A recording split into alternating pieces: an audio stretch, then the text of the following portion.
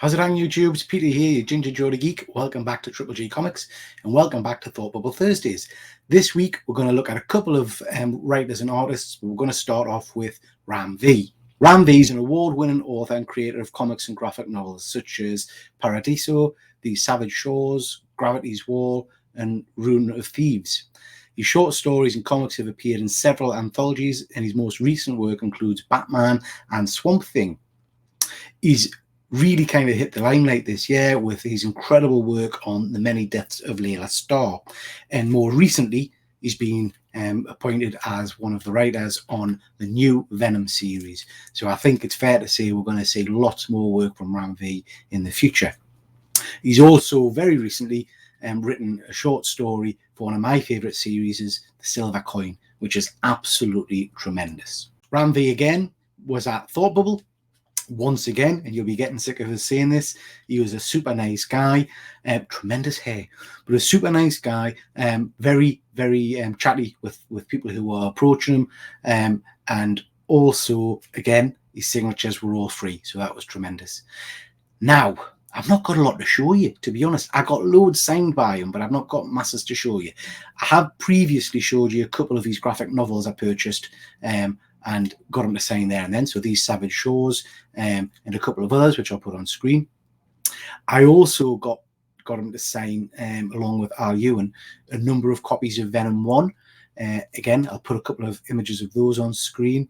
They were signed, but I got those done for a couple of friends, so I've sent those out already, so I can't show you them. He was just tremendously nice. I did get a couple of copies of this signed, which is one of my favourite books, and that is The Many Deaths of... Now, would you say, is it Layla or Layla? I say Layla. The Many Deaths of Layla Starr, signed at the bottom here by Ram. If you've not read this series, I got two of them, sorry. If you've not read this series, I really recommend you go out and have a look and pick that up. It's an incredible read, interesting storyline, but really worth picking up. So, whilst I've not got a lot to show you, I did get a fair bit of stuff signed. Like I say, two of these books. I got a couple of, I think 4 copies of Venom #1 and a couple of books that he'd was selling on the day that I picked up. Really wish I could have gotten that Silver Coin signed because I absolutely love that series. But I'll keep it for next year and hopefully come back. I think he lives in London.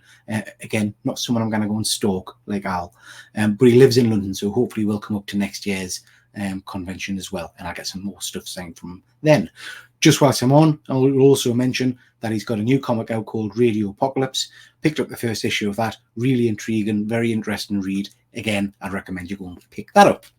So, a couple of other people who were at the convention that I got things signed for that I just want to quickly whiz through. So, first one being Gerald Perrell. Now, I have to admit, I don't know a great deal about Mr. Perrell. But going off Wikipedia, it says that he studied several art forms, including plastic arts, fine arts, and comics. Began his career in music, but after meeting Jean David Morvan, he turned to creating comics.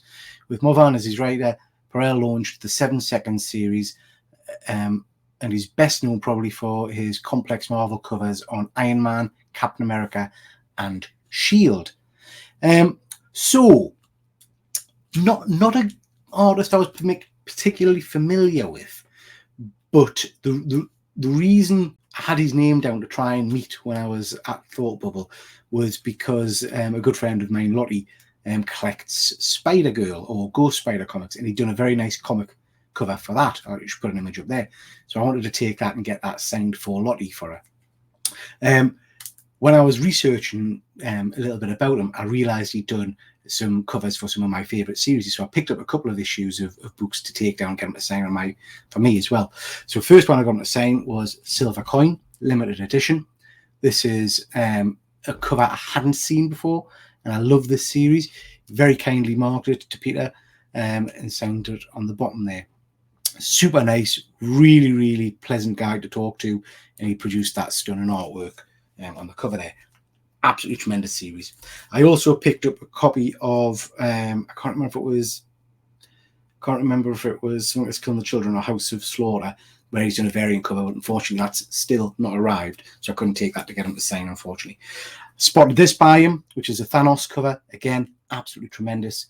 Absolutely love that one, so I picked that up as well. His artwork is absolutely phenomenal. So yeah, super nice guy, really talented. Liked his work a lot. And he was there with Kirby Comic Art, who are a brilliant company. I put a link up here who I've got some commissioned work coming from.